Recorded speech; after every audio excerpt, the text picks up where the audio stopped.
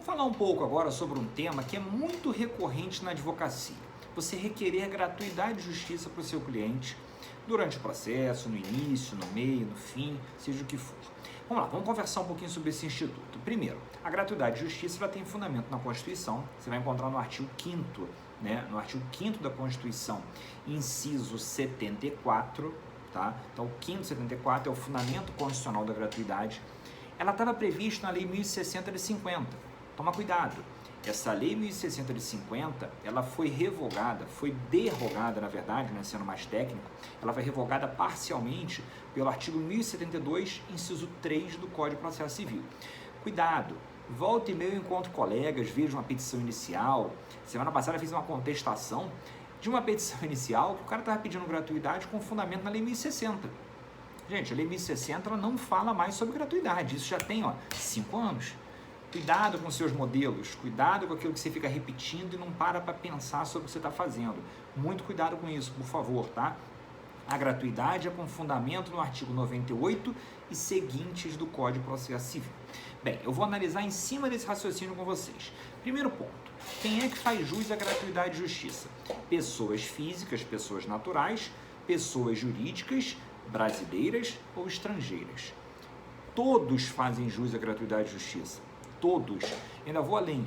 Mesmo o artigo 98 do CPC não se referindo a entes despersonalizados, nada impede, por exemplo, que um espólio obtenha gratuidade de justiça. Nada impede que um condomínio, que é um ente despersonalizado, majoritariamente pela doutrina, ele não é uma pessoa jurídica, não obstante possuir CNPJ para fins tributários, cuidado com esse erro na petição inicial, não chame condomínio de pessoa jurídica, condomínio é um ente despersonalizado.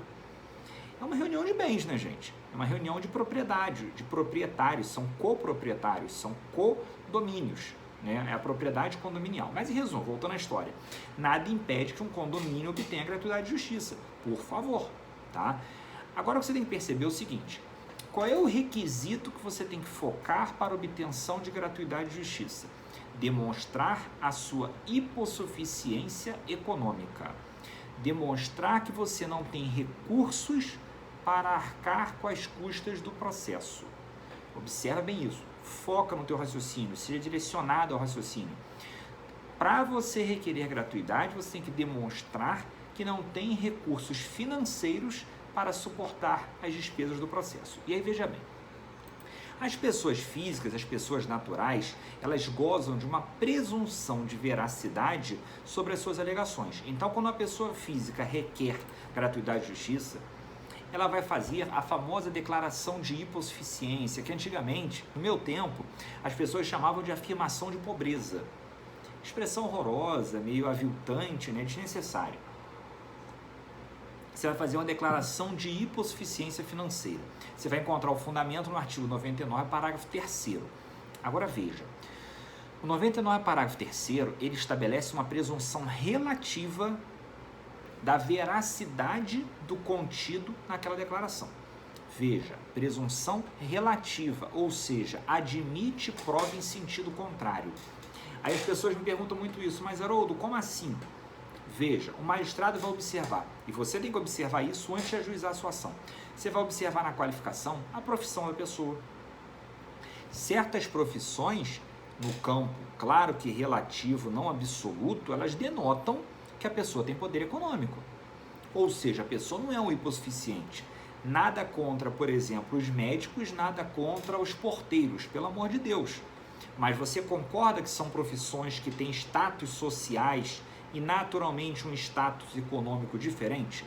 Se você se qualifica na petição inicial como médico, o juiz já vai olhar, gratuidade, médico cirurgião. Todo mundo já não imagina que é rico? Para mim é cara da riqueza. Concorda comigo? Agora você olha a pessoa, ele é um vendedor, ele é um porteiro, um assessorista, alguma coisa nesse sentido, evidentemente o juiz já vai olhar com olhos que a pessoa pode fazer jus à gratuidade. Outro aspecto, endereço. Haroldo, tudo é relativo, eu posso morar na Baixada, morar num bairro humilde e ter dinheiro. Claro que sim, nós estamos trabalhando no campo da presunção relativa. Agora, se a pessoa fala que mora no Leblon, presume-se que a pessoa não é hipossuficiente. Você concorda comigo? Leblon é um dos bairros mais caros do Rio de Janeiro. A pessoa mora na Urca, um dos metros quadrados mais caros do Rio de Janeiro. Então, ó, profissão, endereço, natureza da causa, o exemplo que eu sempre costumo dar, o cara está ajuizando uma ação discutindo um carro blindado. Você concorda comigo que não dá? A pessoa está revisando um apartamento que é uma cobertura duplex que ela pagou 2 milhões. Não tem como ter gratuidade, você concorda comigo? Que uma pessoa que está fazendo um financiamento imobiliário de um apartamento de 2 milhões, uma cobertura de 3 milhões, é difícil enquadrá-la como hipossuficiente. Ah, Haroldo, mas lá quando ela comprou, ela tinha condições econômicas, mas hoje ela não tem. Bem, isso é uma prova difícil de você fazer. É cabível você fazer essa prova? Aí vai chegar o ponto. Eu estou obrigado já de antemão trazer documentos que comprovem a minha hipossuficiência? Bem, você não está obrigado a nada nessa vida. Ninguém é obrigado a fazer ou deixar de fazer alguma coisa, senão é virtude de lei. Mas você, como advogado, você tem que ter prudência. Se você está observando, por exemplo, que a causa do seu cliente tem um desses indicativos, ele tem uma profissão que reflete um status social e econômico mais alto, ele mora num endereço que reflete um status social mais alto, a causa envolve algo que reflete um conteúdo econômico, você tem que ter esse feeling, esse tato. Olha, para conseguir gratuidade, eu vou precisar de muito mais documentos. Então, vou ter que demonstrar, por exemplo, que a pessoa está desempregada, ele é um empresário, o negócio dele foi à falência, e vai ser difícil, hein? Como é que eu vou demonstrar isso? Você vai ter que mostrar contrato social, balanços financeiros, extrato bancário da empresa dele, o termo de rescisão do contrato de trabalho, ele foi demitido, a conta corrente dele. Uma coisa que entrega, por exemplo, gastos no cartão de crédito. Pega os 3 últimos gastos do cartão de crédito. Aí ele fala para você, advogado, que ele está desempregado, mas você olha o cartão de crédito dele, 5 mil, 8 mil, 15 mil reais de cartão de crédito. Não vai ter gratuidade nunca, você concorda comigo? Consumo de água, consumo de luz, TV a cabo. Na boa, a pessoa que está aí hipossuficiente, a primeira coisa que ela faz é cancelar a net e Sky, cara. Se você já está ainda pagando net e Sky, tua conta vem 300 reais, não vai ser hipossuficiente, não dá, você concorda comigo? Ter filhos, pagar pensão alimentícia, tudo isso demonstra a sua hipossuficiência. Agora volta ao ponto, as pessoas naturais gozam de presunção relativa de hipossuficiência. Não existe presunção para pessoas jurídicas. Tomem cuidado com isso. Não existe presunção de hipossuficiência pessoa jurídica. Muito simples. Todo mundo, quando constitui uma pessoa jurídica, ela constitui para gerar lucro. Então, se você é um empresário, se você está ajuizando uma ação, pela pessoa jurídica, não pela pessoa física, é natural que você tenha que recolher as despesas. Haroldo, mas não existe gratuidade para pessoa jurídica? Claro que existe. Eu falei com você no início desse vídeo que é possível pessoa física, jurídica, nacional, estrangeira, sem problemas. Só que para a pessoa jurídica, o desafio vai ser maior ainda. Veja, por exemplo, a súmula 481 do STJ. Faz jus ao benefício da justiça gratuita a pessoa jurídica com ou sem fins lucrativos que demonstrar a sua impossibilidade de arcar com os encargos processuais. Com ou sem fins lucrativos, mas que demonstrar que faz jus aos encargos, à impossibilidade de arcar com os encargos processuais. O que eu quero chamar a sua atenção é que não tem presunção nenhuma para a pessoa jurídica. Você vai ter que demonstrar o dobro, vai ter que demonstrar o triplo. Pois é, demonstrar com balanços financeiros, folha de pagamento dos empregados, demissão dos empregados, crise econômica devido à pandemia e por aí vai. Mas é difícil a obtenção de gratuidade para pessoa jurídica. Eu, como advogado, consegui em poucos casos. Consegui em agravo de instrumento, mas assim, era uma situação realmente delicada. A empresa do cara estava quebrada, era o ramo de hotelaria, era começo da pandemia, aconteceu um acidente nas dependências do hotel do cara que pegou fogo na cozinha, olha quanta coisa. E tantos acontecimentos, eu consegui gratuidade. Porque evidentemente refletia a condição econômica que tinha sido paralisada. Eu consegui obter gratuidade. Tinha lá termo de demissão de vários funcionários, aviso prévio, um monte de gente, conta negativa no banco, estava lá com a conta negativa, pessoa jurídica lá, meses e meses e meses entrando no limite de crédito, eu consegui demonstrar. Você consegue obter gratuidade. Então veja, é mais difícil. Então toma cuidado com essa redação do artigo 99, parágrafo 3º do CPC. Um outro ponto que eu quero conversar com vocês é se o juiz pode indeferir liminarmente a sua gratuidade. Veja, é possível ajuizar uma ação, pedir gratuidade, o juiz já de cara indefira a gratuidade e extinga o processo sem resolução de mérito porque você não pagou as custas. Claro que não. Olha o 99, parágrafo 2º do CPC. O artigo 99, parágrafo 2º do CPC, ele fala que é dever do magistrado sempre conceder à parte uma oportunidade de comprovar se ela faz jus ou não aos benefícios. Então, por exemplo, se você ajuizou a ação, mas você não observou o que eu falei no início do vídeo, se você não observou o que eu já comentei aqui em outros vídeos várias vezes sobre comprovação de gratuidade, o juiz tem que te dar um prazo para que você venha ao processo e traga esses documentos. O juiz somente poderá indeferir o pedido se houver nos autos elementos que evidenciem a falta dos pressupostos legais para a concessão da gratuidade. Olha agora. Devendo, antes de indeferir o pedido, determinar a parte a comprovação do preenchimento dos referidos pressupostos. 99, parágrafo 2º. Não é sair indeferindo. Então, por exemplo, muito comum. O juiz despacha assim: venha a declaração dos últimos 3 impostos de renda do sujeito. Venha a declaração do comprovante de rendimentos. Venha a declaração do INSS. Venha a declaração no site da Receita de isento do imposto de renda. O juiz te exige. Se você não atender esses requisitos, aí ele pode vir a indeferir o seu pedido. Então veja, não cabe indeferimento liminar, não cabe indeferimento de cara, de imediato. O juiz sempre tem que dar prazo para que você comprove que você faz jus ou não ao benefício da gratuidade de justiça. É um direito seu. E veja, caso o magistrado indefira de cara, fica até mais fácil. Você vai interpor um agravo de instrumento, é o artigo 1015, inciso 5 do CPC, discutindo exatamente esse indeferimento, dizendo, olha, não poderia ter indeferido de cara, tinha que ter me dado prazo para que eu complementasse os documentos e aí ele analisasse de maneira mais adequada se eu faço jus ou não à gratuidade. Um outro ponto muito importante, né, é nós falarmos o conceito de gratuidade. O que está abrangido dentro da gratuidade? Muita gente se confunde nisso. A gratuidade abrange atos judiciais, atos extrajudiciais. Então, por exemplo, exemplo clássico. Quem nunca fez isso, você ainda não está advogando de verdade. Tem até uns memes na internet, né? Se você não ajuizou uma ação de alimentos, não fez uma ação de despejo, você ainda não é advogado, meu amigo. Você tem que fazer essas ações. São ações comuns do dia a dia de qualquer advogado na área civil, área imobiliária. Você vai ter que fazer essa advocacia. Veja, eu ajuizei uma ação de divórcio. Saiu lá a sentença de divórcio. O cara já está divorciado? Claro que não. Vai sair uma chamada carta de sentença que você vai ter que levar ao cartório onde os caras casaram. Manda o cara levar, ele se vira com o problema dele, ele que se casou, ele que resolve os problemas dele. Ele leva lá no cartório onde se casou, ele vai ter que fazer a averbação do divórcio dele. Quando ele averbar o divórcio dele, ao fazer a averbação do divórcio, aí realmente ele está divorciado.